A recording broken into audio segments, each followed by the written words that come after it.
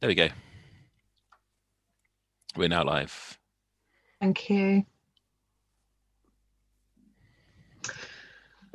Welcome everyone to the Environment Committee held on the 29th of March at 7 p.m. There's no members of the public here apart from Annabelle, who is on the agenda. Thank you. So apologies for absence. No apologies received. Thank you. Declarations of interest. Anthony. Yes, just to say that I sit on the executive committee of the Buckingham Society, which is relevant under item 8 on our agenda. Thank you. I do hope it doesn't preclude me saying a few words at the appropriate time. I'm sure that would be okay, wouldn't it, Paul? Yes, it's not a financial interest, so yeah, definitely. Thank you. Thank you. Item 3, minutes to receive the minutes of. Oh, hang on, Robin had a declaration as well. Oh, sorry. Just to declare, I'm a member of the Buckinghamshire Council, and there's an application from the community board I would have been involved in, but it's not a prejudicial issue. It's just a point of information that needs to be minuted. Thank you. So item 3, minutes to receive the minutes of the Environment Committee held on the 15th of February. They were presented to full council on the 15th of March, but I think Robin had an amendment.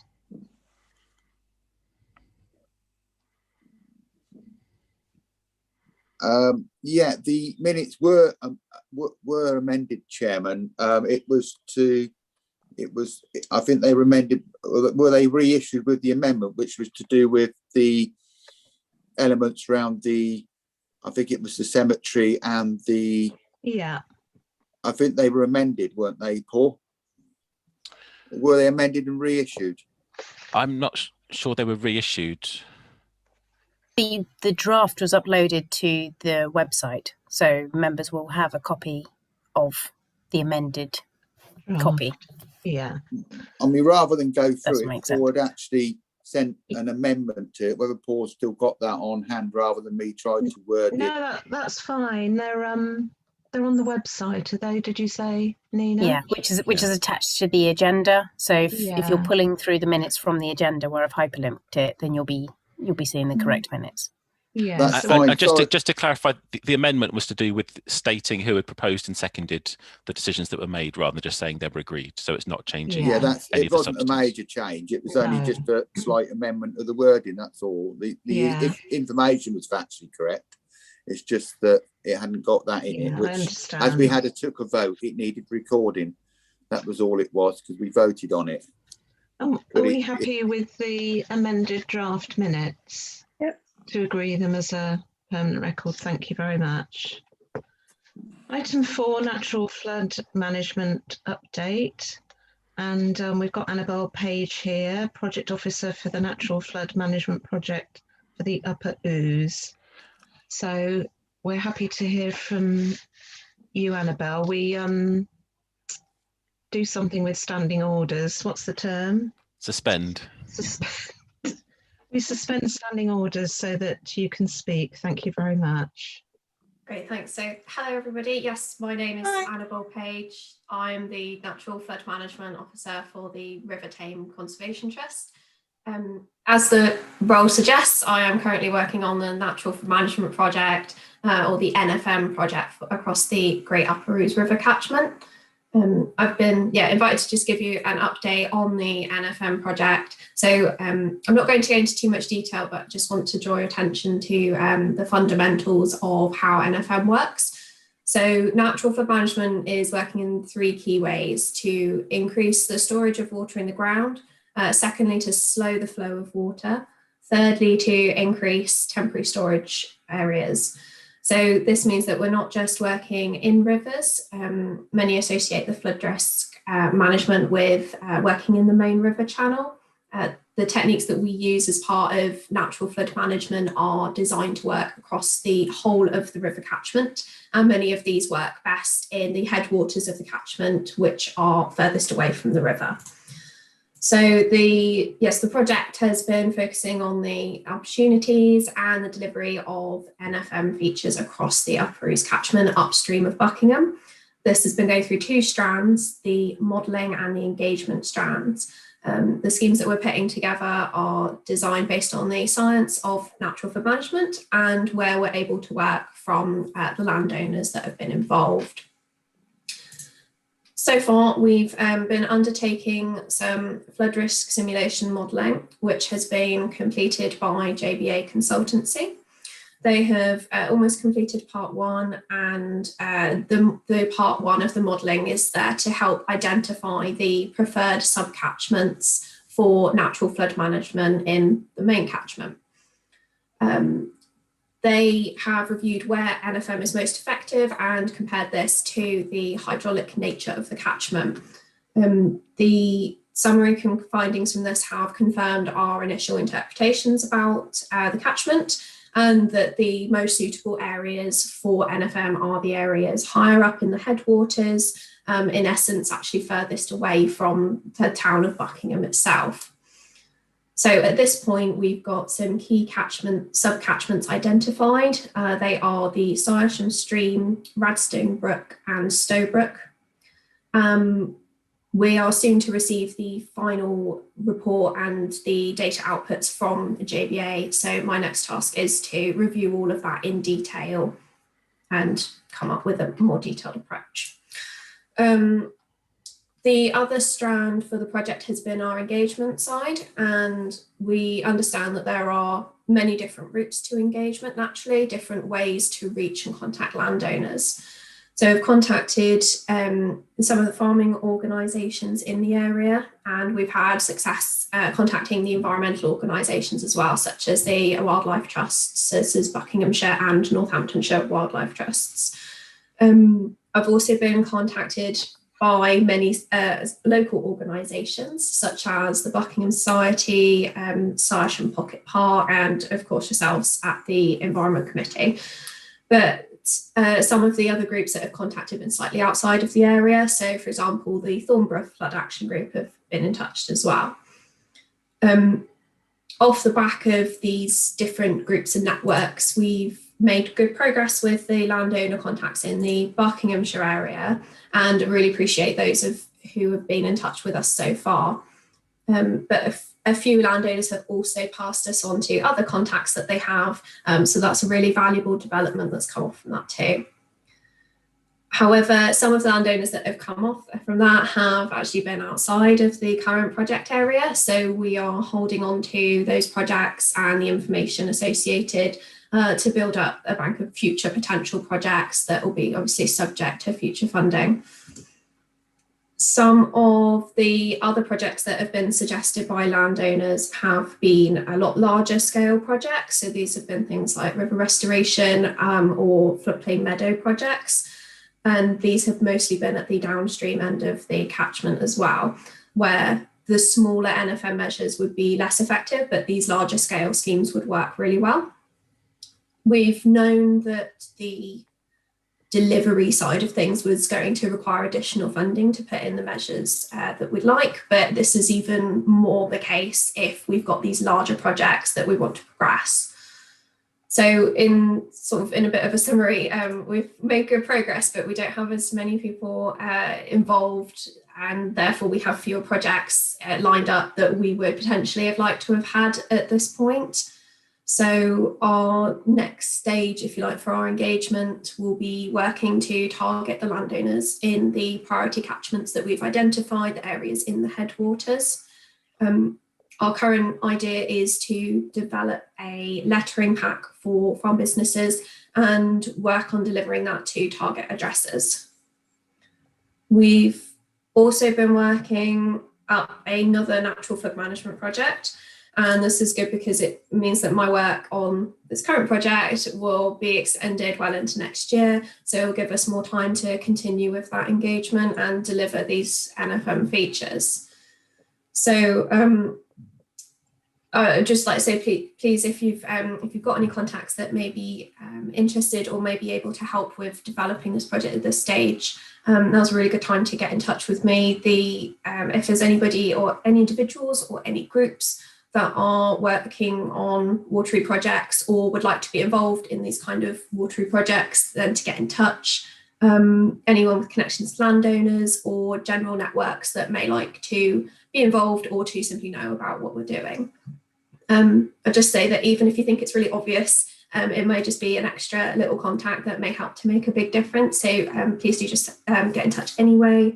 And to reiterate, it doesn't have to be areas with river frontage. It can be places farther away from the rivers and ditches. They can work really well.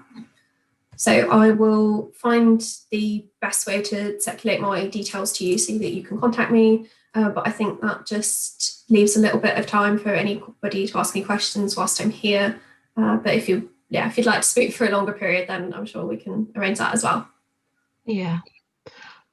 Councillor Stutchbury and then Councillor Harvey. And firstly, thank you, Annabelle, for coming. Are you aware of the scheme in Tindrick, which is the upper catchment area, the stream that comes in Tindrick? There's a scheme there with the landowner, which was working its way through the various avenues of Buckinghamshire flood team. There's a scheme there to extend and do some alleviation on the pond to create a temporary catchment area, which at high flood would take water, while maintaining the pasture during the normal season. But if there was a heavy flood, it would take. Have you been made aware of that by Buckinghamshire Council?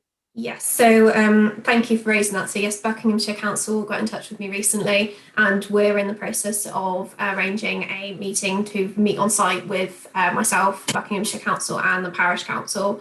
The landowner's given us permission to go and have a look. Yeah, and I we'll work with them on I met the landowner, who I know for anyway, and I met him on site and had a farmers chat conversation, and by the end of the farmers conversation he thought it was a very good idea.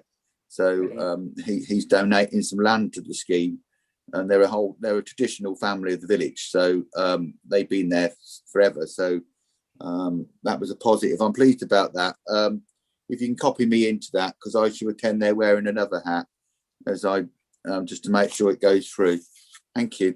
Sure, thank you. Councillor Harvey. Yeah, a couple of things, really. Thanks again for your presentation. Are there any disincentives for landowners to get involved in this?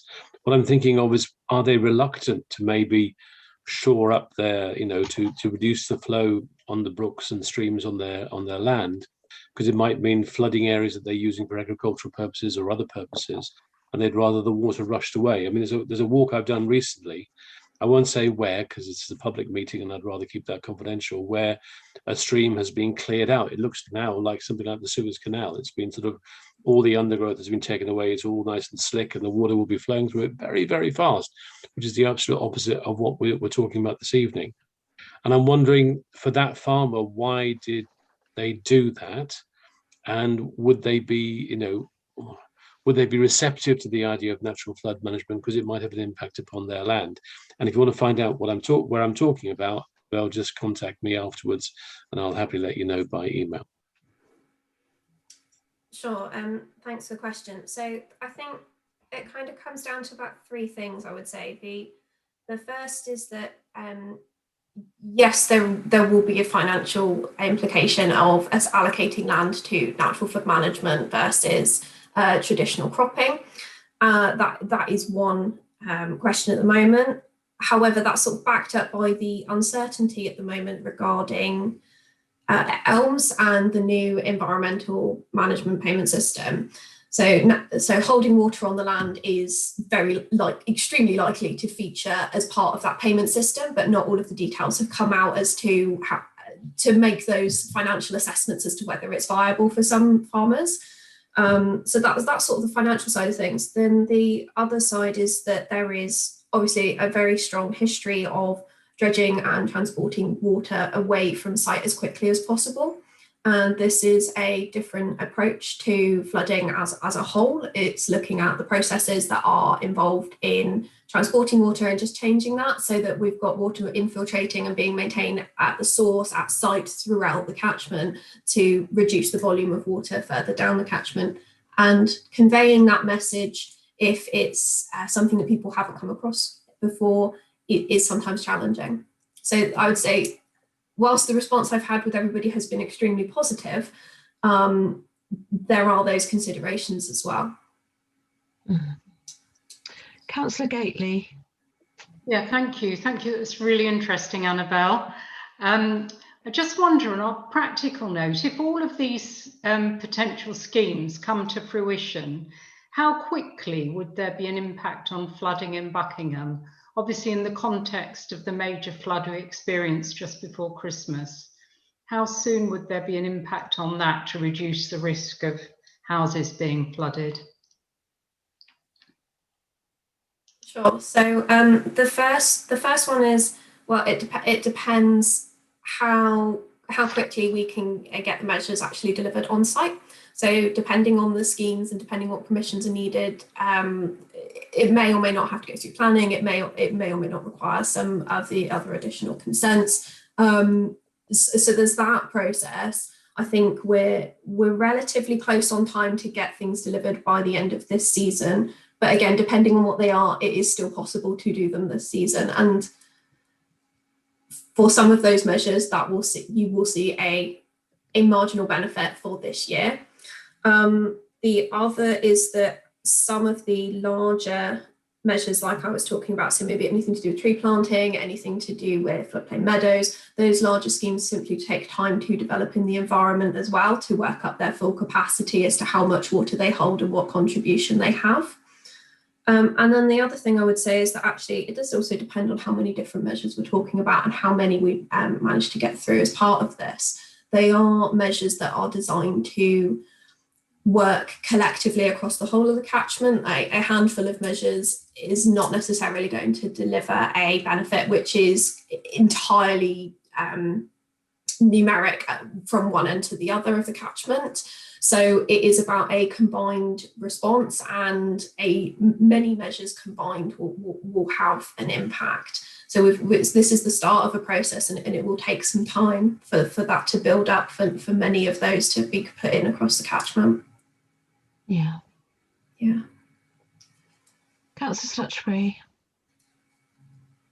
Has there been any study undertaken at the change to the catchment area of water? Because there is some evidence that the large movement of soil and changing of direction with the HS2 project in some ways exacerbated water movement across the Ouse Valley, and there is some evidence that it channeled it faster because of the work being done against the historic dilapidated railway, which had lots of trees on it and was like a forest from one end to the other.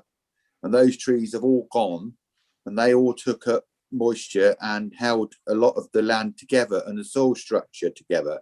Now, there is some theory that may have actually increased the flow of the water into the Ouse and into the catchment area quicker. The other thing which we haven't really assessed in the upper catchment area is what they call the twins from Steeple Claydon, especially the section from the Buckingham Road to Aylesbury back to the River Ouse. If you go and walk that section, I don't know if anybody has noticed, but there's an awful lot of trees now dislodged through the flooding, and they're actually in the river. Now, whether they hold the water back or increase what they do, but the depth of that is very shallow now, where it historically wasn't. And it's not holding as much water. It's going quicker across the land. Now, I don't know who's the riparian owners, the farmers either side clearly, but it does need walking. Maybe it's creating habitats that I don't realise, but that is something, and I do think we need to know, because HS2 could hold some of its water rather than it being released, because the old drainage system, which I do understand on the old railway system, because I farmed that land historically, used to hold a lot of the drainage water, and it drained back into the Steeple Claydon Brook and everywhere else. It worked its way back in there. Now some of that is obsolete and some of the works is gone. It's actually going faster, in which case it's not actually catching anywhere. So I think that needs to be looked at, because while they're constructing that project, there's perfect opportunity for them to hold water for periods of time, the same as doing a development, and to not dump it all straight back into the river, because it all ends up back in the Ouse before Buckingham, and then floods back into the to Farnborough and straight back up into the village, back into the town, and then it exacerbates the situation. So I do think there needs to be some look at that, because I'm not sure if they've really considered that. Whether it's when it's constructed it will be done, I don't know, but at the moment I would like to suggest there's quite a risk from it. Yeah, so just in response to that, I'm not an expert in what's happening on HS2 regarding flooding in the area, and I'm not currently aware of any studies that have come out as a result of that. But from what I do know, I believe they would have had to have done some kind of assessment for it. But again, I haven't been involved in that and I haven't seen those. I do know that there are funds available that they've put aside for mitigation works, and that they are in the process of they're coming up to a process for applying for an etc. And that's something that we're considering as to whether that's something that we can bid in for along those lines. But the timescale, I'm not sure. Couldn't really comment on what that would look like. And again, I'm not sure on the sites specifically that you've mentioned, but in terms of having a reduced water capacity, the caution is that it's good to have, for habitat, it's really good to have a lot of thin water spread out a wider area of land than necessarily really deep areas sometimes. So it may be that there's a reduced capacity there, but actually it's increasing it laterally across the whole of the floodplain, actually, as you can see in the image behind me here. So yeah, it could be, I'm not sure, I don't know the area exactly, and maybe we could have a conversation with that about it another time. Might be an idea. Yeah, I think the other thing though that HS2 does bring is that with the compulsory purchase, it's actually fragmented some areas of land. So if landowners have parcels of land that they're not sure about whether the access is going to be suitable, or you're right, there's that change in hydrodynamics, then that's something that we could have a conversation with them about and see if that becomes an area of land that is less viable and something that we could turn into a flood management feature. I may only mention it, apologise for going on, because it's, even though it's not actually in the curtilage of Buckingham, its implications on the twins which cause flooding in Buckingham is huge.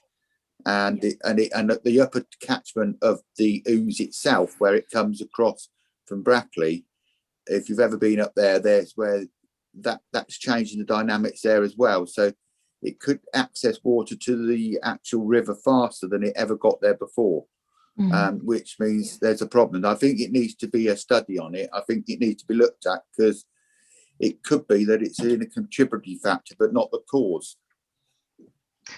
Okay, thank you very much, Robin, and thank you very much to Annabelle. That's been really informative, and certainly we'll all get our thinking caps on, and if we think of any other watery projects that we can suggest to you, we'll be in contact. Great, thank you very much. Thank you very much indeed. So we'll reinstate standing orders, and so and Annabelle will want to leave us now, I'm sure.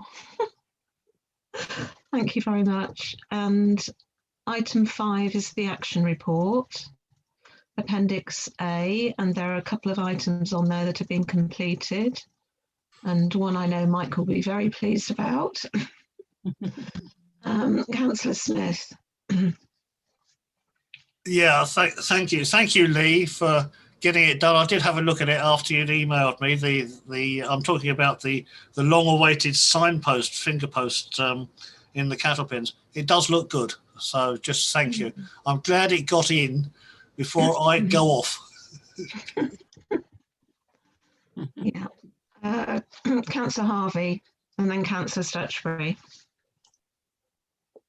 Yeah, it's regarding item 18 about the emergency flood plan.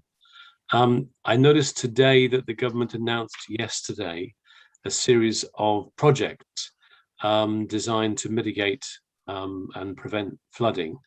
And one of the projects is happening in Buckinghamshire, albeit in Chilterns and the Berkshire Downs, which includes a new approach to groundwater flooding, plans for property flood resilience measures, and groundwater monitoring, including innovative technologies such as gully sensors.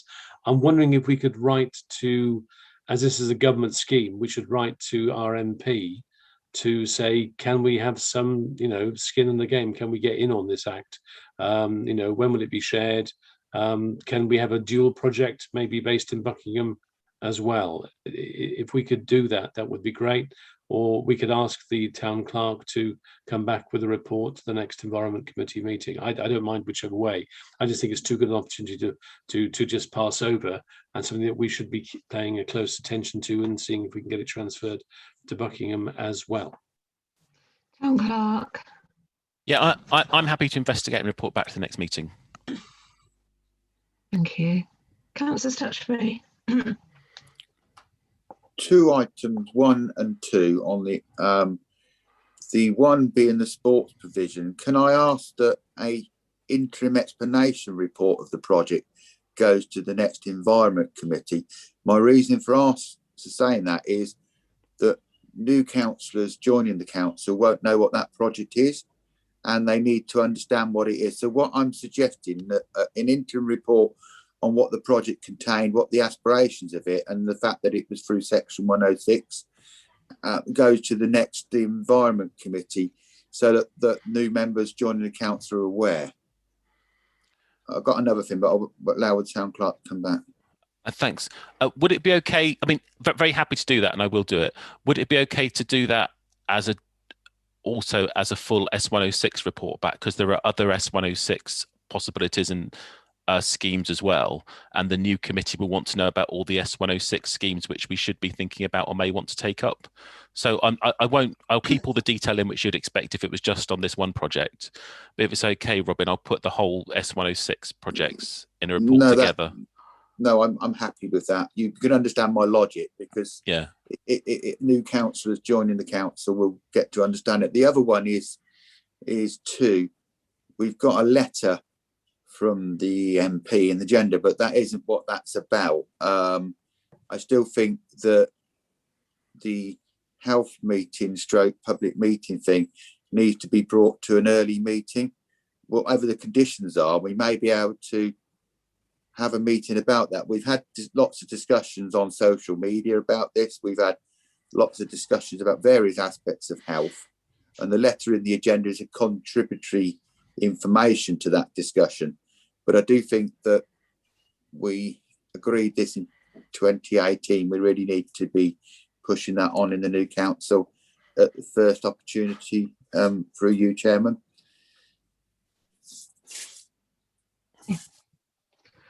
And Councillor Donoghue. Thank you, Ruth. It hasn't got a number by it, but it's on page 4 and the top, and it's the footpaths and rights of way. I just wondered how we're getting on with the rights of way one that our long departed Councillor Isham was spearheading. I think it was around by the university area. We were putting in for a right of way around there. Councillor Stutchbury. Oh, sorry. Go on. Councillor Stutchbury, did you want to answer that one? Yeah, my experience of rights of way, I did them for 4 years, was that this now has gone into a process to go into a definitive map. At a point with workload permitting, it will come back to a public consultation, which will involve the residents and the landowners and everyone else to establish the legal right of way. That will go through a process. There will be either a meeting or a consultation on that, at which point everyone will do it. Now, these do come quickly, so it will probably, I think this was 12 months or so ago, so I should imagine it will probably be in about 12 to 18 months' time. It will come to the new council, so it needs to stay on the action list. And I think I wasn't proposing taking it off. I just wanted an update from the town. I think you're completely right, but they do have a time span because there's not a lot of people in rights of way, and there's a whole legal process where the landowner can put their case. We would have to go and put our case, and obviously would determine it on the evidence of use, stroke against whatever. So it's a quasi legal process. What happens then? Sometimes the landowner appeals to the Secretary of State, and then it comes back a second time to rights of way.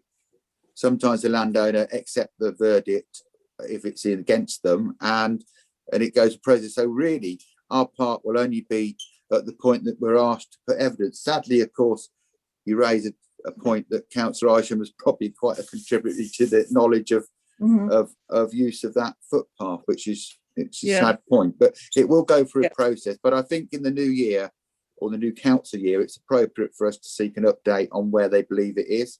But I think it will probably be the back end of the first year of the new council. And the town clerk.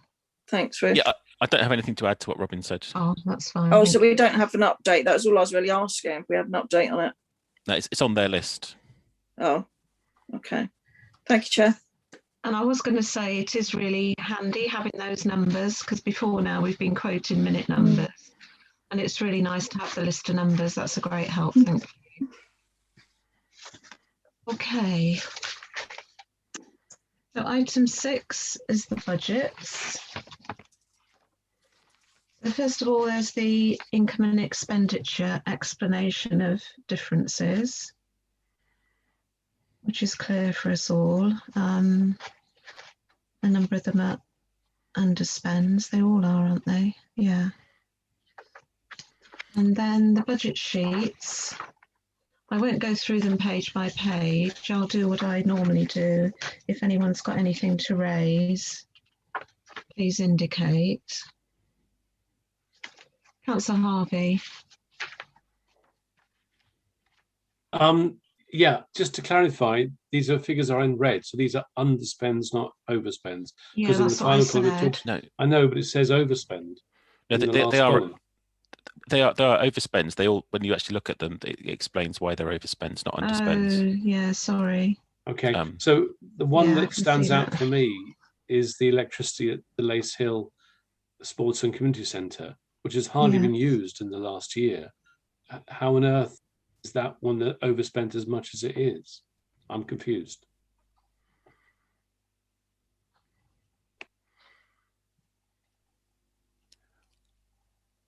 That one, so the overspend at Lace Hill was repairs to Lace Hill. So there was repairs to the fire alarm panel and to the boiler as well. So there are repairs that have come in. And just in terms of the utility cost, I think Lee's revisited that this year. The Lace Hill Centre we've been heating it. There's been office staff working in the building. So the utility costs haven't been that far off what they normally are.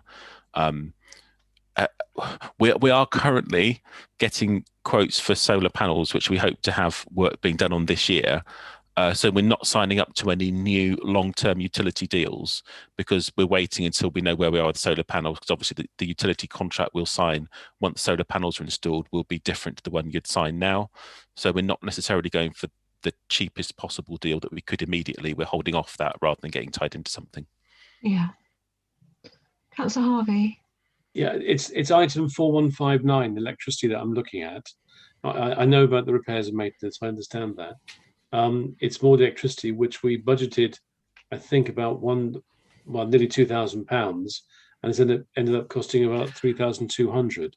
I think, sorry, that's partly because we budgeted a very long time ago on the assumption that we were going to be having income and solar panels on the building for the year. Okay. So we anticipated we'd be spending less and having income coming in. There is another line somewhere else which kind of balances it out that hasn't happened either. Okay. Fine, that's okay.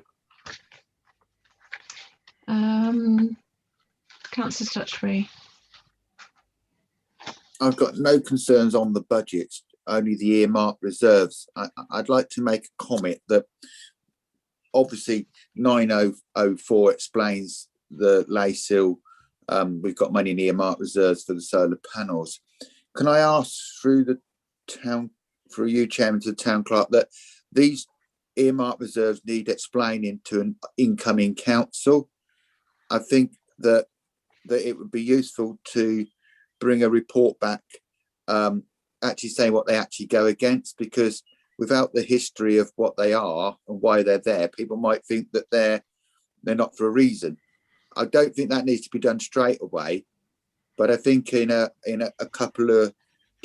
second cycle of the council, I think it would be appropriate.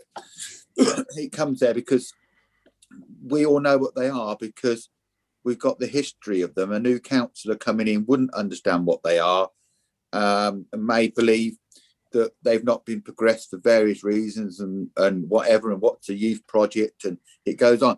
And I just seek through you, Chairman, that at some point, an appropriate meeting, there be an explanation of what they are, because it's key that they understand why we've got earmarked reserves and what they actually fund, because they're a big part of the council's business. Town Clerk and then Councillor Ralph. Yeah, so we will be providing briefings for new councillors and offering them further reports if they want them. And obviously new councillors will be scrutinising the budget in detail, and we'll ask questions once they're with us. Yeah, thank you. And Councillor Ralph. The Town Clerk has preempted more or less what I was going to say. I was going to say it would be good to have a general teaching for all new councillors, and I would count myself, if elected, to be a new councillor in that respect, to understand some of the finances and some of the ongoing projects. I think that would be very useful. Yeah. Thank you. Is that all on budgets? Item 7 is the Climate Emergency Action Plan. So we've got the report of the Environment Committee actions here, and the full action plan went to full council, last full council meeting. There's a couple of queries that are for discussion that are marked in red. So the first one is under the item 15, which is fit water saving devices in all the town council owned toilets. So you'll see that Lace Hill and Cornwall's Meadow, they're already low flush cisterns. And members to consider the promotion of Anglian Water's advice. Keep it clear in association with Anglian Water.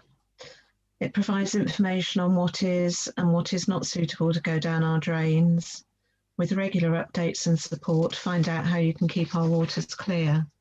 Are we happy to have that included? Councillor Stutchbury. I think the bit about what goes down your drain is very poignant. If you remember the last environment meeting, there was some commentary about extensions and washing machines being put into extensions which no longer go into the drainage. And then that means the soaps go into the water level. I think this is a very strong point that we were made by our guest at the meeting. He raised some very good points about that. I think that's something that we need to not only make public aware of, but we need to make planning aware of. That this could was really interesting, wasn't it? Because he was saying, you know, farmers get blamed for high phosphate levels, but it's actually washing machines and extensions that go into surface water instead of in the sewage drainage. Maybe that's something that we could get some evidence of and promote, because it showed that it wasn't actually the farming that were doing it, and it was the household, and maybe that's something that we need to discuss with the Buckinghamshire Council about whether they've got any evidence of when they give permission for an extension that the drainage are checked, because if it isn't, they're adding to the pollution, aren't they? So it's a good point raised by a member of the public who, councillor and another councillor raised it in. He spoke very clear about it. Yeah, that was very interesting. Thank you. And item 25 about refurbishing and promoting Towns benches. And the extra bit on that, Environment Committee members to discuss whether it's still desirable to pursue signage for a pedestrian-friendly town, or whether this should be incorporated into the Council's Maps and Walks section of the website. What are members' views? Councillor Harvey? I've been clocking more information recently about low traffic neighbourhoods, where it's happening in some larger cities, and it may not be appropriate here in Buckingham, but I think it's worth thinking about, is about potentially asking Buckinghamshire Council to block off some side roads in order to prevent through traffic, and thereby, in a sense, funnel the traffic onto the major roads rather than have cars using the side roads. And obviously one near where I live is Bourtonville. And that's a nightmare, obviously, at certain times of the day, and whether there would be some value in the sense of reducing that traffic, making it much more of a child-friendly area. And there may be other areas too, perhaps, where this would be beneficial too. Again, that's a big issue. It may be very controversial. I know it is in places like Hackney and Oxford where it is happening. People are not being able to travel their usual routes in their cars. But I think it's worth at some point later in the year, perhaps, just thinking about, is this a route that we want to go down? And if it is this something that we, start to work in partnership with Buckinghamshire Council on? So what is your answer to the signage for pedestrian-friendly town? Well, I think, how do we make it pedestrian friendly is what I'm saying, is what are the mechanisms for doing so? Hopefully Buckingham already is a pedestrian friendly town, but I think it could be made more so. Yeah. Councillor Stutchbury. We should stay, I think that's something to bring back to another meeting to discuss in length, what Councillor Harvey suggested with some background around it. All these things are worth discussing. But the signage thing and the pedestrian-friendly town, now there is some theories, works going on in other places looking at theories about pedestrianisation, whatever.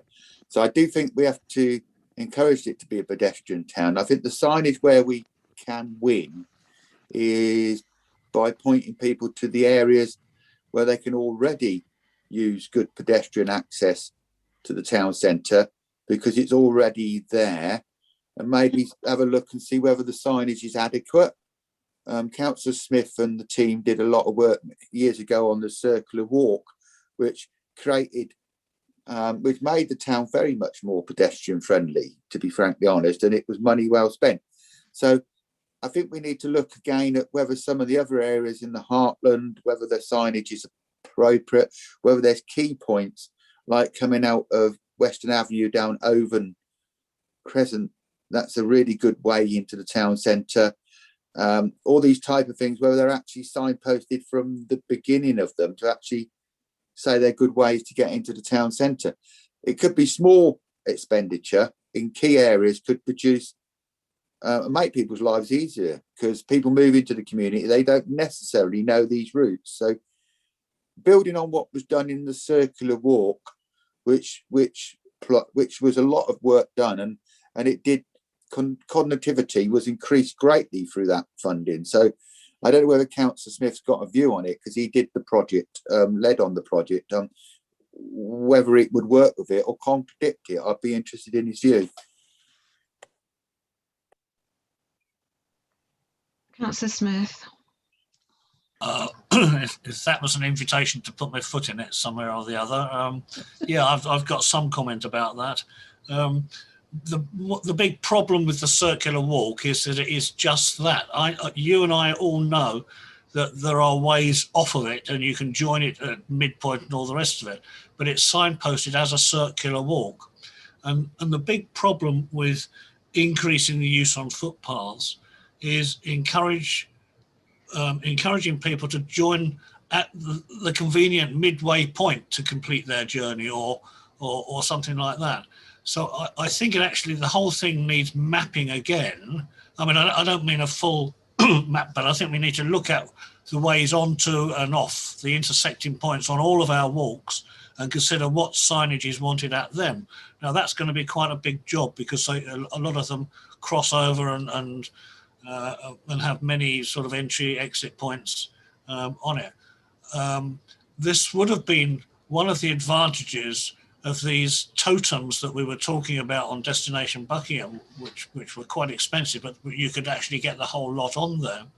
And we do have the large scale maps at 2 or 3 locations in the town, which could be adjusted or redrawn to accommodate these. But it's going to take quite a bit of work to sort of go along each of the walks, identify where the intersections are, so that you can actually plan a shortcut or a walking route from where you start to where you want to end up. It's feasible, but it's going to take quite a bit of work. So it sounds like from the part in red on the action plan, it would be good to have signage for a pedestrian-friendly town, and also to incorporate it into the council's walks and maps section. Yeah? Councillor Smith. Just one other point. It's also worth, if you go down that route, it's also worth having, in my view, some signage that motorists can see to say that they're in a pedestrian-friendly area. I think that would be equally useful. Yes, thank you. So, in addition to that, the 4 of us that are climate champions are pursuing each of our areas in there that run across all the committees. And so if any of the other climate champions want to say anything at this point, you're welcome to do so. Councillor Gately. Thank you. Just that what was already mentioned is relevant about the drainage from new extension seems to be quite relevant to one of the points I've got bulleted. How can stroke does the planning committee encourage the actions relating to minimising the climate impact from development, sustainable design and low carbon properties? And I wondered whether there's anything that could go into the neighbourhood plan in relation to that. I know that's not this committee's remit, but it feels like there are a whole range of areas that overlap between different committees, and the planning aspect already mentioned regarding drainage comes in as well. So I think it is difficult distinguishing between what fits with what committee, because I'm sort of highlighting energy issues mainly, and obviously the long-term dream of getting these solar panels on our buildings hasn't reached fruition yet, but that's very much part of minimising our use of energy and trying to encourage others to do the same. And we do have a remit in the Environment Committee for our buildings as well, and one of the other ideas was to arrange an energy audit of our buildings and our operations and vehicles, and that is part of the remit of this group as well. So you know, I would urge that we look at these things and get them done as soon as we can. Yeah, I think the town clerk said that hopefully we'll have the solar panels at Lace Hill in the near future. And then linked with that, you know, because the town clerk already mentioned about once we've got the solar panels, re-looking at our energy providers, but we clearly need to be looking for a green energy provider. But I expect that's a given. I don't suppose anybody's thinking of anything else, but just to emphasise that we need to be looking for a green provider. Yeah. Thank you. I just want to check whether Councillor Ralph or Councillor Ahmed wanted to add anything before I invite other councillors to speak. Councillor Ralph? I was just going to say you've covered it pretty well. We covered it quite well at main council. I mean, as we said before, it's an ongoing live situation. There's always going to be something fresh in one of the sections. That's not to dodge the issue, but you know, it's not a finite end to anything. It's you know, forever. You know, be looking at these things. Thank you. Thank you.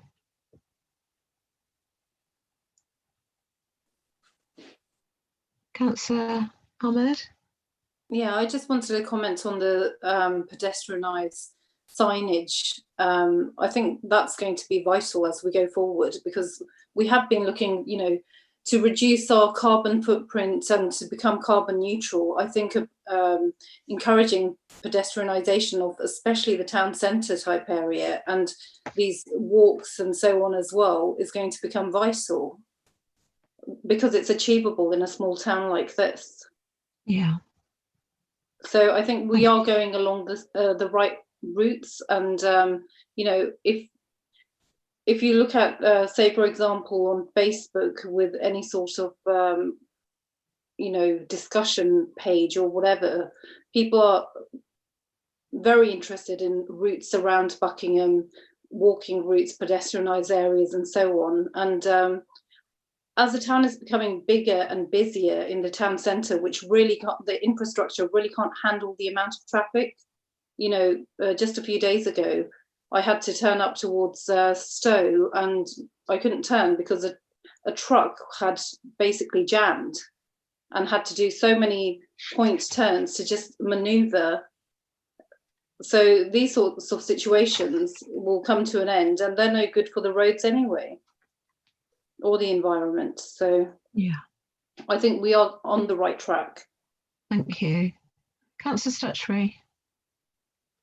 I was just keen that the elements that Councillor Smith suggested actually get to be a formal proposal, because we discussed them and said, yes, that's a good idea. But I think if we're going to, I'm just proposing that I second what the proposals were from Councillor Smith about going out and doing some look at the signage and look at the pinch points. I've been advised by the town clerk that we can't do proposals or changes to it at this point because of PERDA. Which case can it come back to an early committee then? Yeah, definitely. Yeah, I think we can make any decision we wish to, because we're still councillors, but this isn't a political decision, it's just a business decision. It's not it's slightly different than making a political statement. Councillor Smith put for a proposal which is actually on the action list. It's not quite the same in PERDA.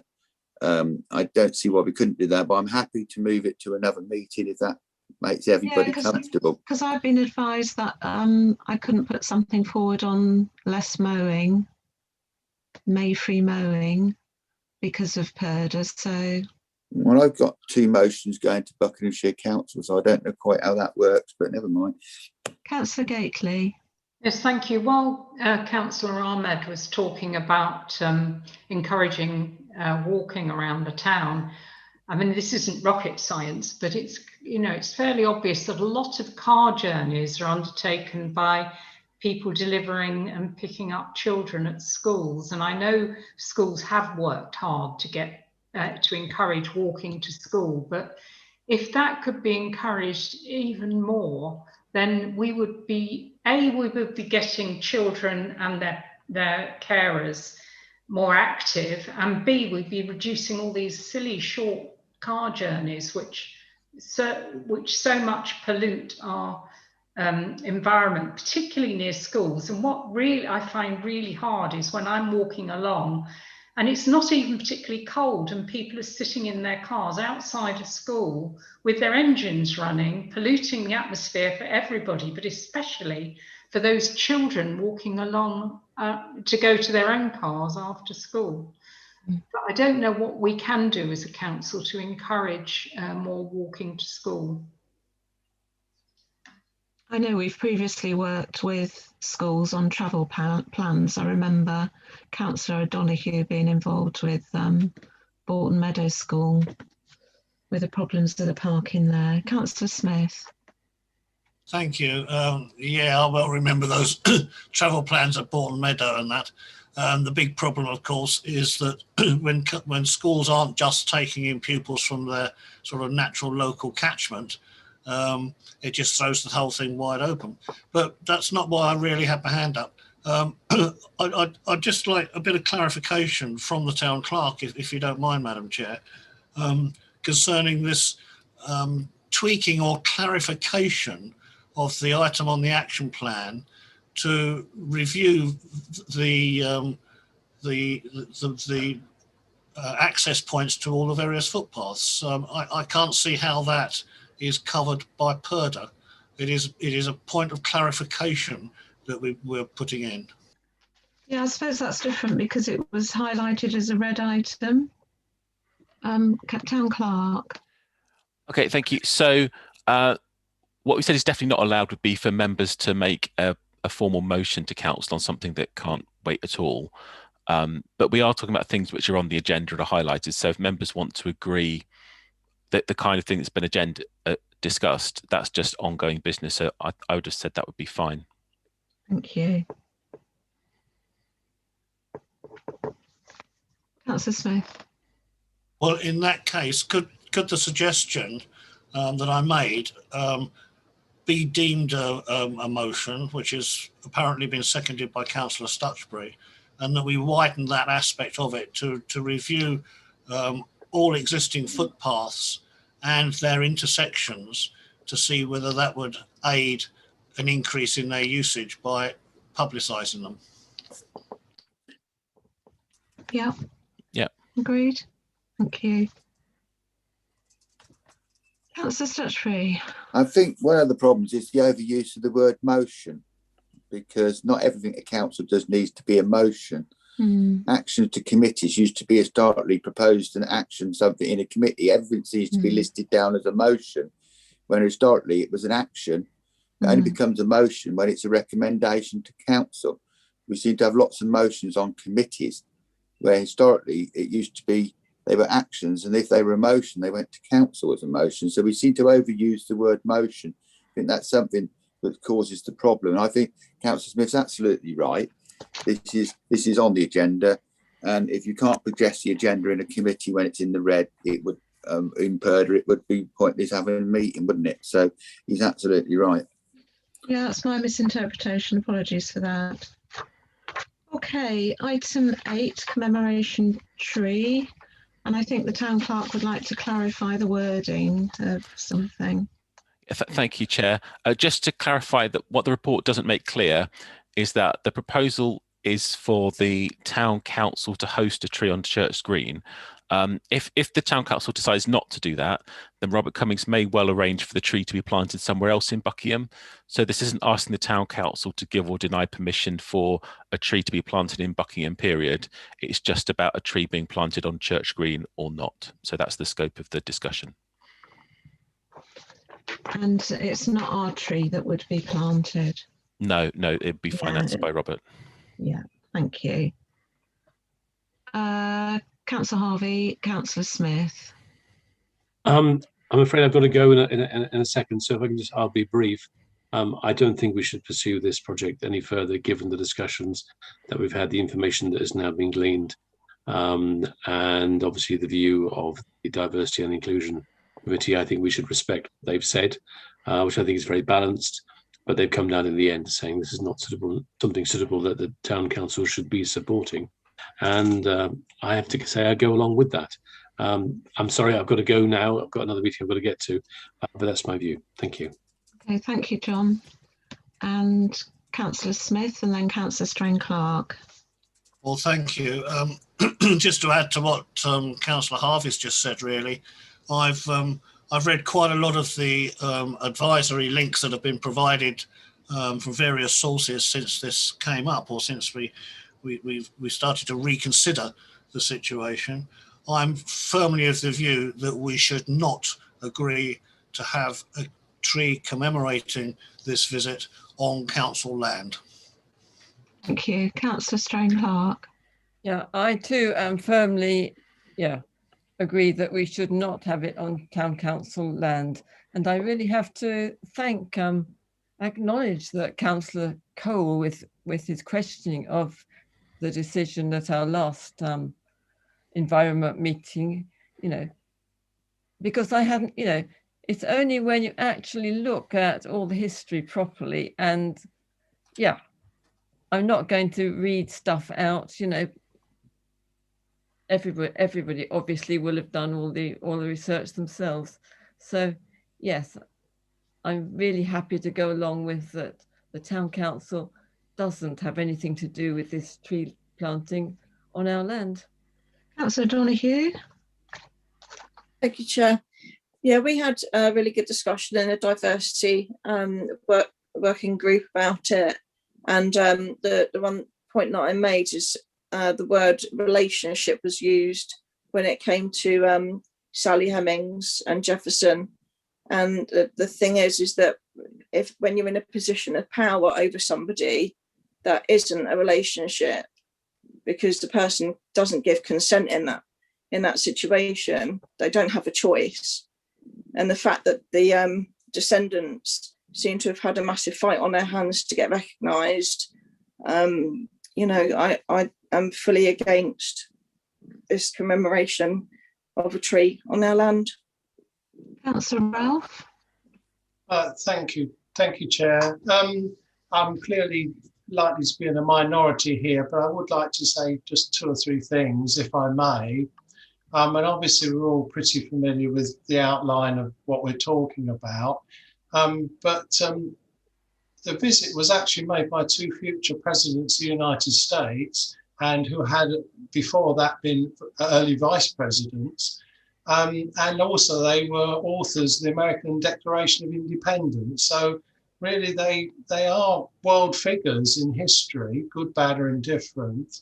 Adams was also first American ambassador to the UK. He was strongly anti-slavery. So he was one of the visitors. Obviously Adams was a slaveholder, and I think we rehearsed that quite a bit, and I would tend to agree the difficulties there. I did want to say that we have to bear in mind that we are looking through 21st century eyes at the sensibilities and the society of an 18th century group. And after all, to be fair, it was over 50 years after this visit that we in Britain actually abolished slavery. So it was a different time. And funnily enough, this was in 1833, by the way, and that was the year we finally banned cockfighting. So it is a very different world now and to what was looked at before.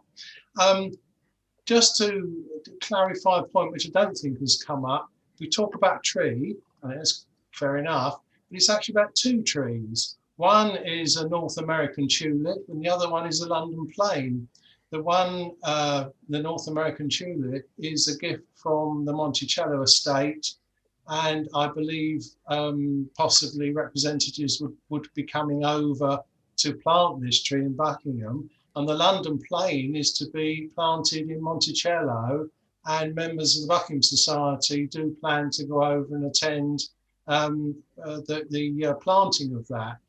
And really, to link Buckingham and Monticello in this way, bearing in mind it is a World Heritage Site, it will become part of our history, and it's a little bit more than just popping a tree outside the church. And if it was just that and nothing else, I think you find I'd be voting with you all or agreeing with you all. But I feel there's a lot more history and there's a lot more roundness to this issue than perhaps has come out. Councillor Gately. Yes, thank you. I think despite what Councillor Rolfe has just said, I just think it would give entirely the wrong message at the moment if we were to go ahead with this. And what the other people involved do is then up to them, isn't it? If they want to plant a tree somewhere else, but it should definitely not be on council-owned land.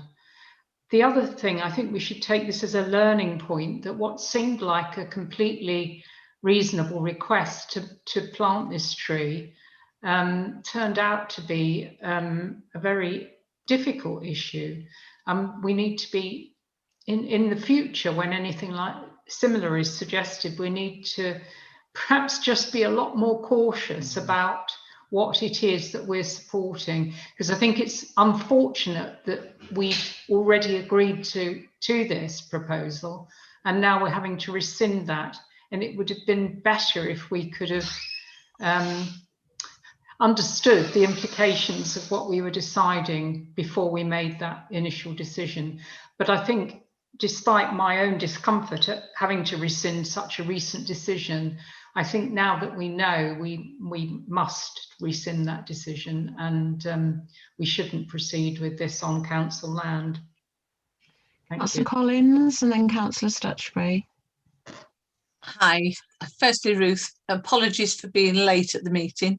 That's okay. Yeah, I just want to join the others and say that I don't think it's appropriate at all to plant this tree on council land. Councillor Stutchbury. I think Councillor Gately makes a really sound point. When we brought this to committee, we didn't do what we should have done, which is discuss maybe the elements around this confidentially first, so we could respect the individuals who were proposing this. Maybe we need to look at how we handle these things in the future, because I totally respect all the views and I understand the logic for not pursuing planting the tree. And I think it shows, if this decision had been taken earlier in the year, whether it would have been a similar decision. But I do think the decision not to plant it's the right decision. But I do think Councillor Gately makes a very sound point about we need to make sure when we bring stuff like this to the agenda that we don't immediately discuss it in the public. We have a proper discussion about the historical relevance of it, and we don't seek to what I believe was never envisaged to be an issue. When it was put to us, it was not meant to be an issue by the individuals. So I do think when we come out of this, we need to carefully write to them explaining that this isn't to challenge them as an individual, but the council's come to a decision based on the evidence collected in the bounds of the possibilities that it will not plant the tree. But we will change our procedures, because when dealing with organisations within the town who are cherished friends and we respect them, we've got to have better procedures than we are now in dealing with this, because it's not a satisfactory way of doing stuff, being reactionary. I think that's something we should look at.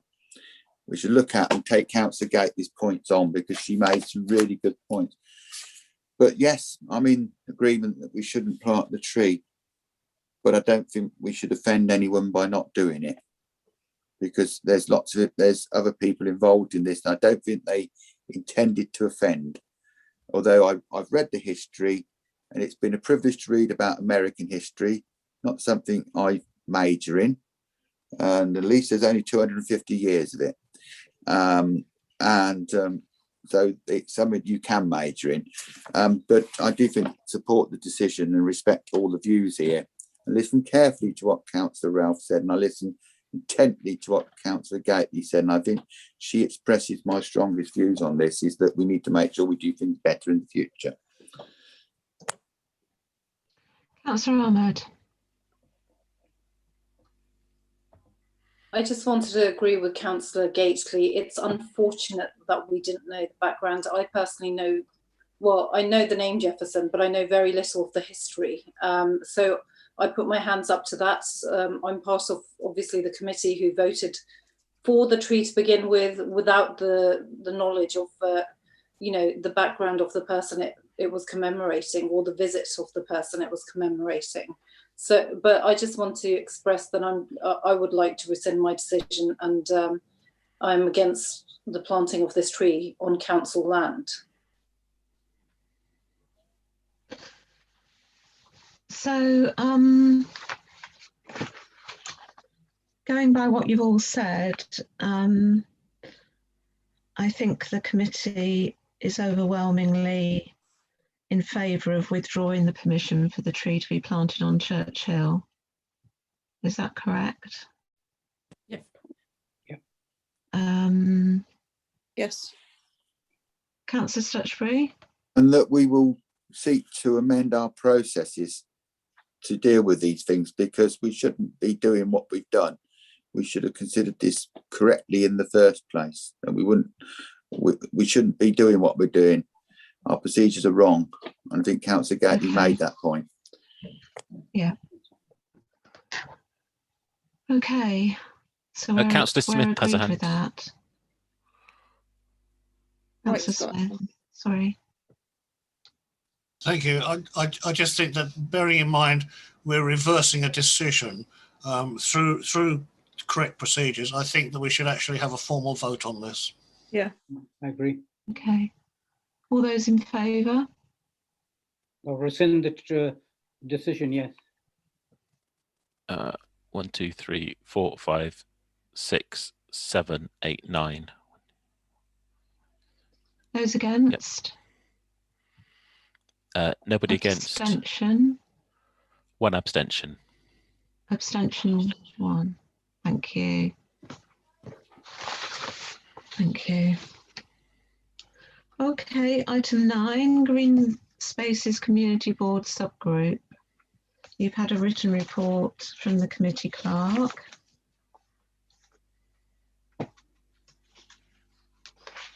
Did you want to say anything about it, Nina? It's really just a report to note. So I believe Councillor Stutchbury was also at the meeting as well. But it's more to note the ambitions of Buckinghamshire Council, particularly around the tree planting project, and really what it could offer us in terms of the potential for tree planting when the new cemetery comes online. But there may also be aspects for support in terms of smaller tree planting projects. And obviously we've already agreed through our climate change action plan that we would do 1 a year. Yes. Yeah, I've written in big writing under 3.1 and 3.2, yes and yes. Councillor Stutchbury. Firstly, I was attending there wearing in a different capacity, but thank Nina for attending and bringing back the report to the committee. But premised on what she said about this new cemetery element, which is the key area where we could take substantial trees in the future. I think that we should agree that we won't propose or recommend anything, because that seems to be unfashionable tonight, but we should agree that we take forward investigations about the possibility of taking some of these trees, because what the cabinet members said, that these are going to be indigenous native trees, and maybe they would be something we would encourage in the new cemetery. But I think we should allow the Greenspaces manager to guide us on that, because there's certain things you wouldn't put in a cemetery for various reasons, and I think we should give him some leeway to bring back some recommendations based upon the tree list if they agree that we can have some. Yeah, I mean, it's in the report anyway that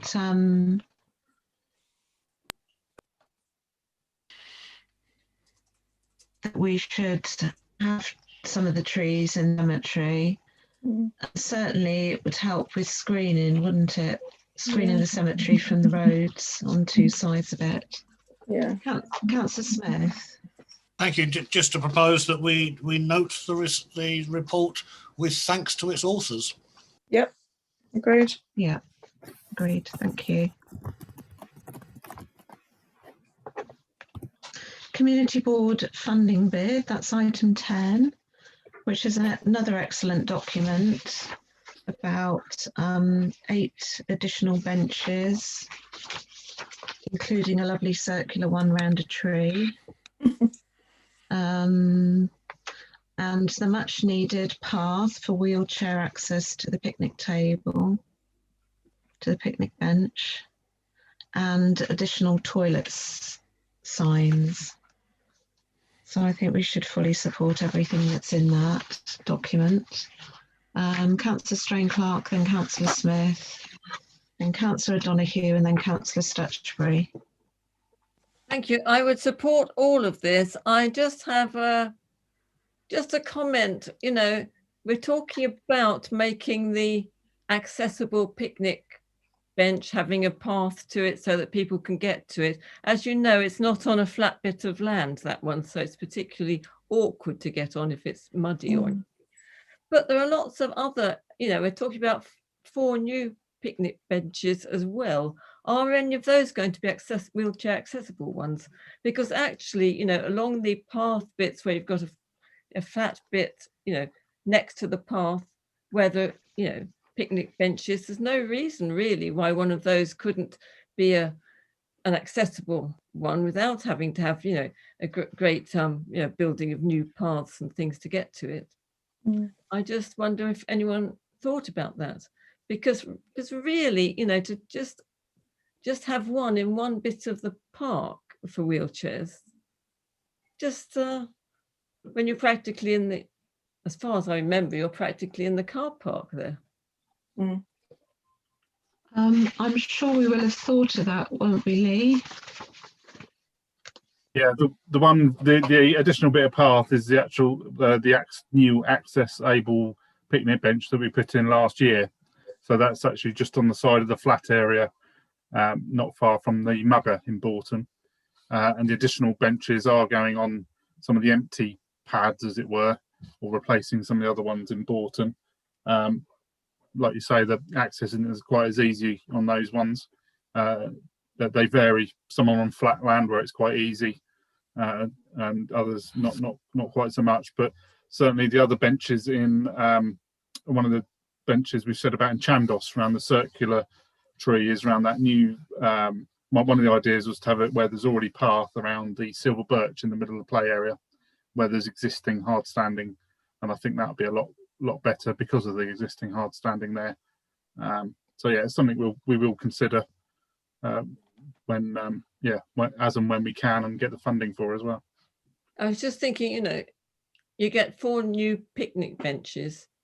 You think, you know, why not have another one if it's easily accessible? You know, have it as a wheelchair accessible one. Just a request. Yeah, definitely. We can certainly do that. Yeah, we're getting them custom made to our design, so it's quite easy to have an extended top to the ones we're getting. Thank you. Great, wonderful. Sorry, I didn't do my list of. Right, next one is Mike Smith.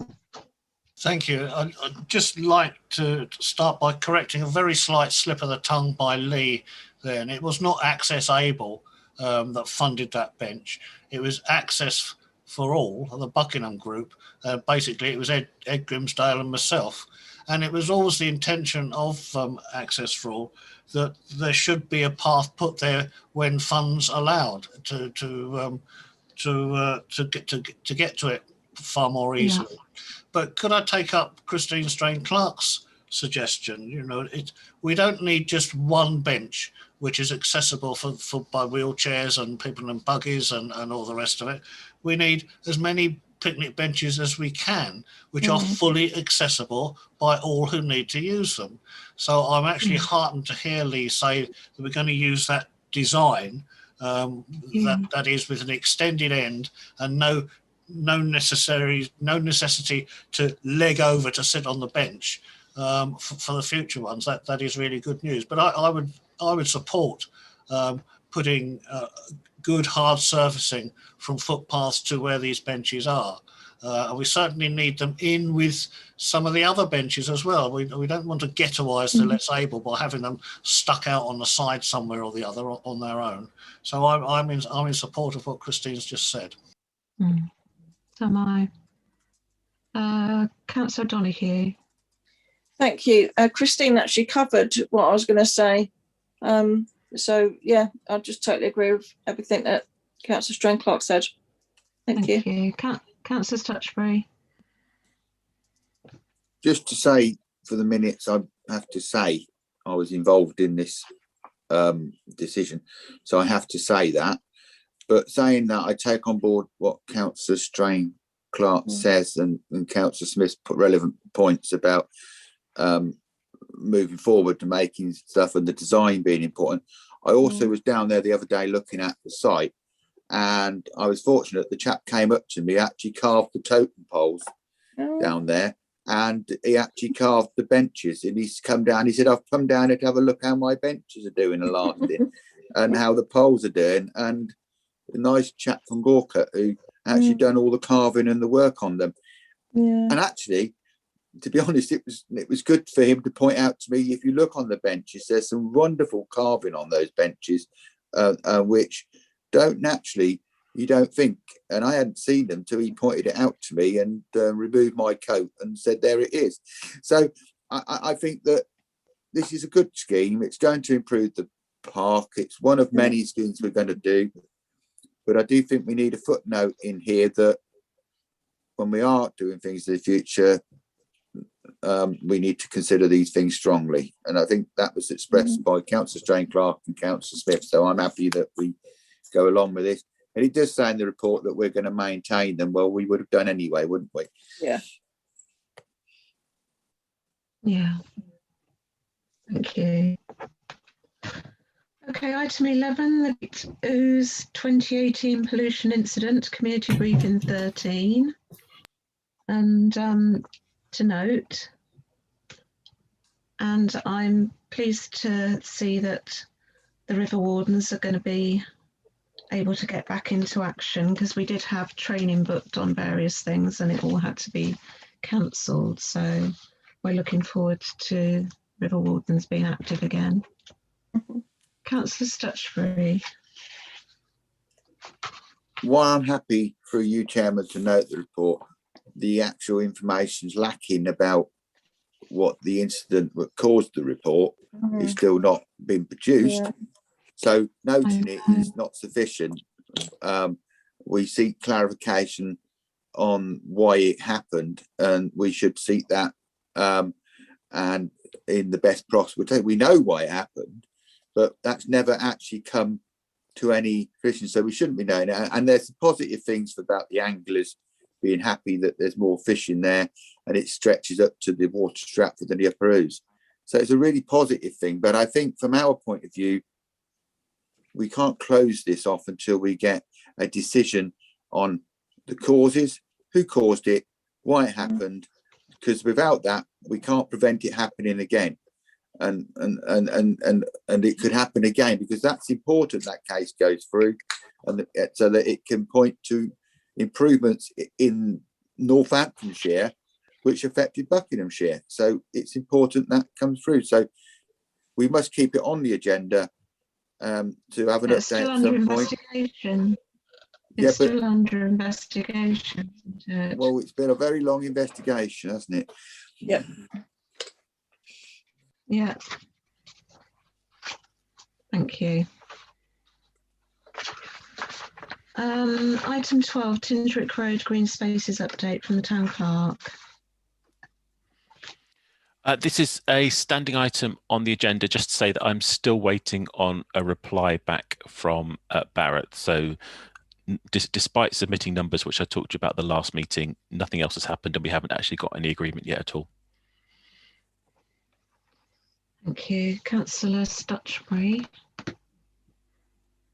I happened to be round there today, and I pointed out some Barrett's operatives who were looking at the highways that they should be responding to you, and they looked to gob. So I don't think the highways elements of Barrett's is talking to the internal elements of Barrett's, but it would be amiss if they don't actually move on with this, because it's in their own interest, isn't it? So, and also while we're on about this, it was unfortunate that both this and the other update from the Town Clerk had never ever made the paper, wasn't it? After a press release was submitted, it was very unfortunate. It was two of the most major decisions this in the cemetery this council would have taken, and it was never reported, which is unfortunate, isn't it?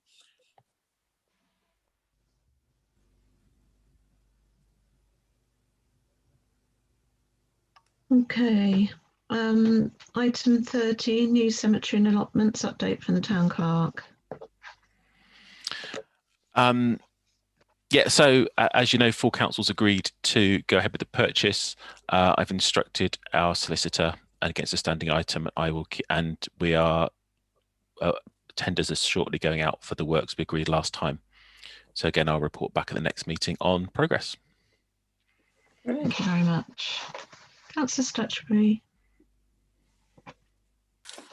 The town clerk might say it's unreasonable, but I do think it is to seek explanation why this wasn't reported. Town council's cemetery's been an ongoing saga for over 5 or 6 years. It wasn't reported, and the business of adopting open land and open space has also been an ongoing saga for 7 or 8 years. Yet the paper chose never to report either of them. It seems quite concerning, really, because it affects large parts of the community, and the cemetery will be there long for the whole of North Buckinghamshire. And they reported all the problems with it, but didn't report the solution. So that's really what I would call a miss of the local paper. I never did see the press release, and I know the town clerk sent it, but I don't know how we feel about reminding them that they never printed it, or whether the town clerk think they won't print it because of Purda. I'd be interested in his view. I might well release another press release. They're quite good at, and quite often things do get stacked up with papers. So certainly there was 1 week where there was loads of stuff in, and we had a lot in the paper anyway. So I can do a re-release. Thank you. That's what I was hoping. Yeah. Thank you. That's great. Thank you. Okay, item 15, healthcare. Oh, Councillor Collins had a hand then. Oh, sorry. You're on mute. Still on mute. Oh, yeah, there you go. I was just going to ask sort of how, yeah, obviously you go out to tender. Have you started sort of looking at the plans for the actual layout and things like that? No, so the first phase is to tender for someone to come up with options for the layout. So we're right at square one at the moment. So we're tendering for someone who will come up with ideas, which we will then consider. Yeah, but you would put some ideas forward to them too, that we want in there, like a cremation area and a children's burial area. Absolutely, yes. So they will come up with options, and then we'll talk to the committee and consult on that before we go forward. So there will be a time when we'll come saying, we've now got someone here, they want to know all the ideas, and we'll put them all together and then get designs, and then we'll have debate about what it's going to consist of. So we will get to that point. Okay, thank you. And hopefully a natural burial area as well. Yeah. Councillor Stutchbury. Because of the decision the council took, we're in a better position than we've ever been pursuing this, because the way it worked, and the town clerk, correct me if I'm wrong, that we would have had to have gone out for a whole lot of consultation to meet the local government's money to purchase the land. What we're in a position to do now is the consultation work that the town clerk has to do will be part of the format to go to borrow money from the government to implement the actual workings of the cemetery. So they have to meet criteria for government funding for these things, and that has to be very tightly around what they do. Now we have to do all the work to meet that in the cemetery in any case, but had we not bought it, we would then be doing it on land we didn't own. So by took that decision, we've allowed him to get on with the important thing, which is what Councillor Geraldine Collins, the mayor, said, which is to implement it. That will come back through committee and at some point, and we'll influence that. But I think going out to tender now on the types of works we want, we've discussed this in committee many times historically, but we've never been able to pursue it. So all that work was brought to committee. So I look forward to a report coming back in the new council to the committee with all this information relevant and how we're going to progress it. But only thing I would say, that while we're thinking about trees, if the town clerk casts his mind back to when I walked around with the developers and they were looking at the Tindrick Road development, there's some awfully wonderful trees which are planted against the Tindrick Road. Now, I think when we enter into conversations with them about that, either those trees could be moved to the new cemetery at some point, because there's some beautiful species in arboretum up there of trees, or if we are taking over the green spaces up there and we decide to, we should have an influence on which ones they remove. These trees are 20 to 30 years old now, and they are really lovely trees. And if they were to be beneficial to us, we should have that conversation in parallel. The town clerk saw the trees. Thank you.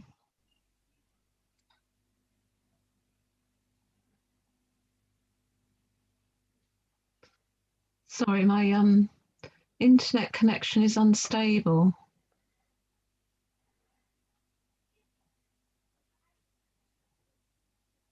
I can still see people moving a bit. We can hear you, Ruth. Yep. Carry on. And Carry on. Soldier on. That's Ruth. all right then.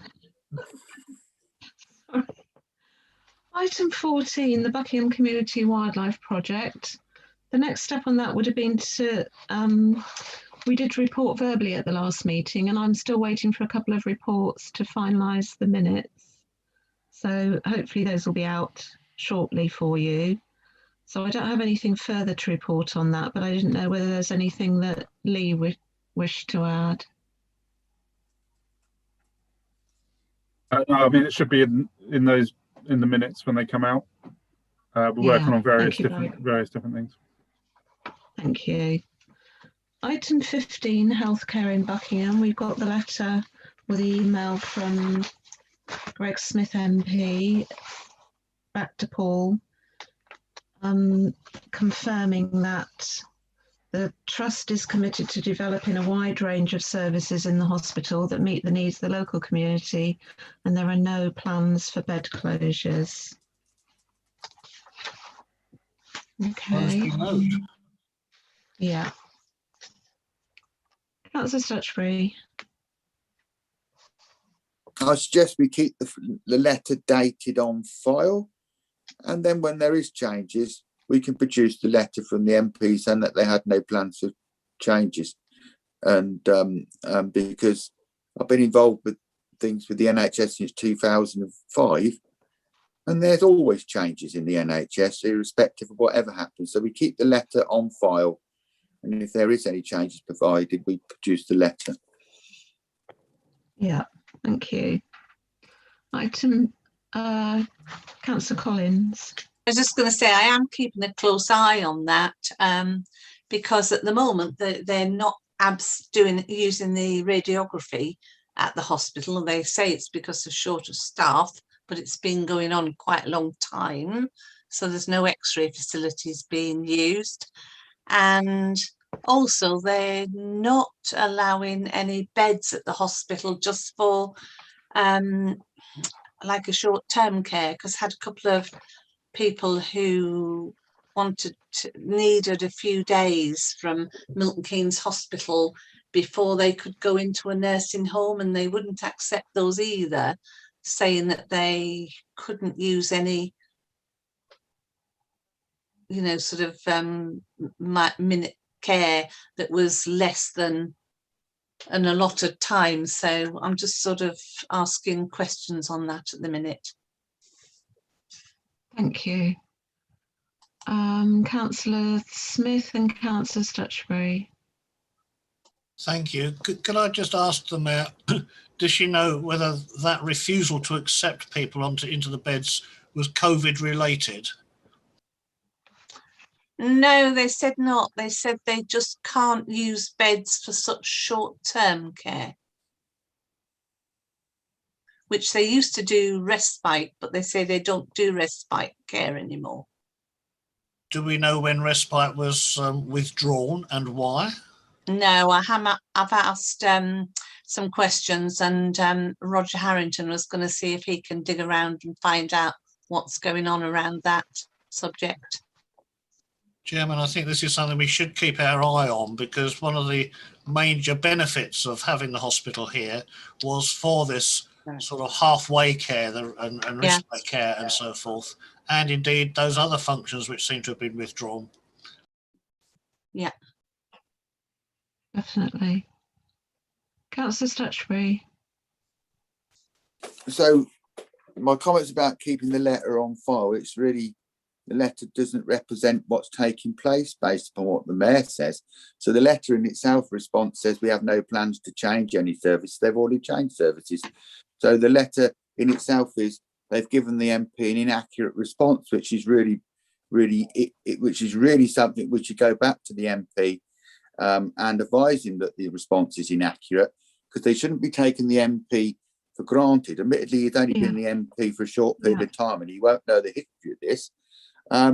But they have misinformed him, and that's really quite serious. But I think we need to do a bit of work on the accuracy around that information. I do not doubt Councillor Geraldine Collins' view on this. So I think that's really wrong. And this shows why I say the NHS is always changing stuff and what's happened and when we got to this. This was a pass the buck letter then, really. And I think we need to, as I said, advise the MP that there's some inaccuracy in his response that they've given him. I think he'll then want to challenge them about those inaccuracies, because I don't think he'll want to be taken less seriously than we do ourselves.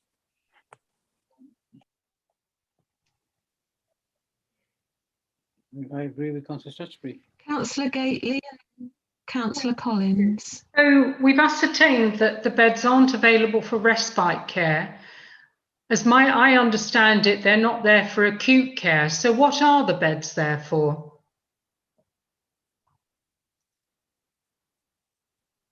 Very good question, Councillor Gately.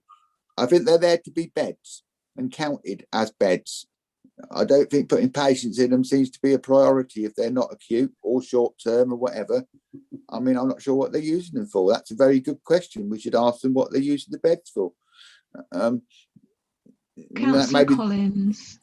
Well, they did say, you know, beds were available for people who were deemed needing for them to get more mobile. But because this has only happened in the last 2-3 weeks, that's why I have asked a lot of questions to get some more accurate information before I brought it back to anything. Just thought I needed to get the detailed information first, and that's in the pipeline coming. So a councillor's in agreement that we should respond to the MP's letter. Yes. Explaining how we understand it from our point of view with the information that we've had from Geraldine. Yeah. Okay, thank you. Madam Chairman. Yeah. And the point that Councillor Gately makes, ask them what are the beds really for? Yes. And Councillor Stutchbury? Yeah, I concur with that. So will we ask some poignant questions ourselves as well? I mean, it's fantastic because Geraldine's doing this, but we need to be asking some poignant questions based upon their response of the NHS, based upon the information, and we also need to advise the MP. So we see whether we get 2 different responses. It'd be interesting to see, wouldn't it? And Councillor Smith? Well, just to say that I think that the response that the MP has had has been disingenuous, to say the very least, when certain fairly key functions of our local hospital seem to have been withdrawn on the quiet, and yet they turn around and say, no, there's no plans to take anything away. No, because there's not an awful lot left there for them to take away. And that's what worries me. I look forward, well, at least I would look forward if I was still going to be on the council, to the responses that you get from that. Yeah. Thank you. Item 16, access awareness. Councillor Strain-Clark. Thank you. I'd just like to say 1 or 2 things. One, I think a lot of you already know I've decided not to stand for the town council again next time, you know, with regret, but not going to do it.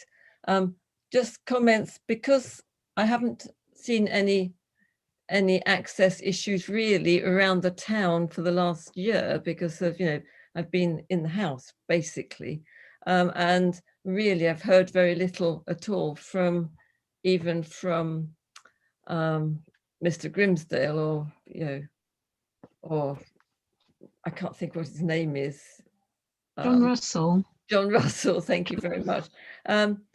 Yeah, but of course there is the access within our town council property, you know, which, because property does come under the Environment Committee as well, doesn't it? And yeah, it's really nice to see that, you know, we actually have, you know, Lace Hill is a proper community centre, which is properly accessible, which is really great. And I'm really looking forward to having been, because I first came on to town council in 1995. And when I came on, of course, we already had somebody, Trevor Pateman, who was, you know, paraplegic. So he was, you know, confined to a wheelchair the whole time. So, you know, it's not as if accessibility is, access to council chambers has been a problem just the last year or two. It's been going on a long, long time. So I'm really looking forward to possibly visiting our new council chamber when it's all done. And that's it. Yeah. Thank you. Councillor Stutchbury.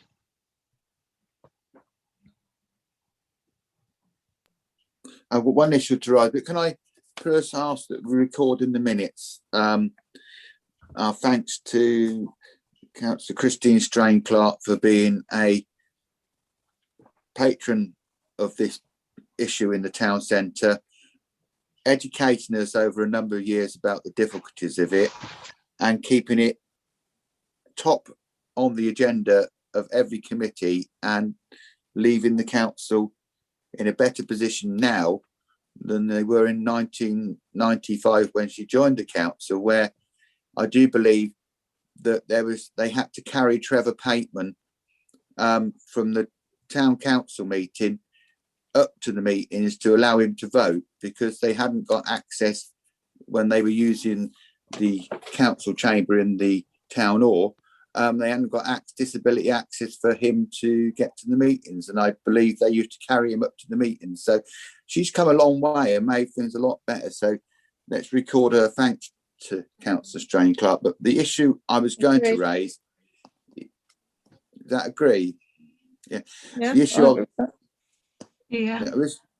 the issue I was going to raise was one of our residents who is disabled, who works at Tesco's, has been saying for a very, very long time about how many lights are out. He travels across the town in his disabled buggy to go up to Tesco's at night, and many of the lights in the town centre aren't working, and many of the lights at Mays Morton Road aren't working. And if you're travelling home at night and you're disabled, this isn't a great thing. Now, the lights on Buckingham West side of the town seem to be working. It all seems to be on Buckingham East because he lives at the Mays Morton Road. So can we at least ask the question about whether there's any plans to have them fixed? They've been out for 12 or 18 months, he says, and he's done Fix My Streets. He's wrote to different people and they never seem to be mended.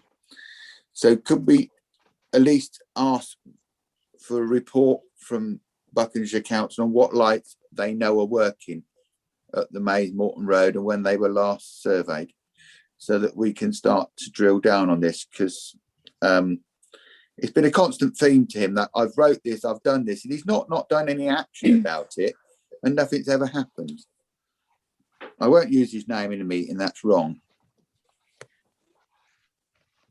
Yeah, that's fine, thank you. And under 17 news releases, we've already agreed that the town clerk will reissue the news releases that he'd previously done and haven't been published. Is there anything else that we ought to add? Councillor Stutchbury? I think because both Councillor Smith and Councillor Strain-Clark unfortunately won't be with us as councillors, it would be good if they could work together on a news release about how we've worked on accessibility in the town per se, because they won't be in Purda and they won't be seeking election. But I do think there's a good story to tell there for the council's actions in this, and together they could speak for the majority of us. And as they're not seeking election, that won't breach any Purda rules, will it?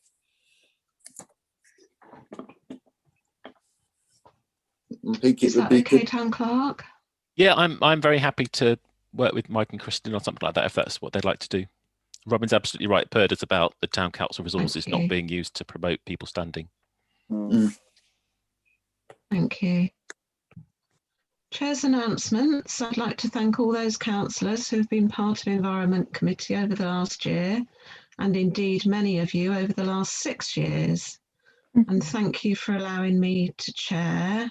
It's a great honour, and the environment has always been very close to my heart. And I'll be sorry that some councillors are standing down, and wish everyone that is standing again all the best. The next meeting is the 14th of June, and now we move into private session. Thank you.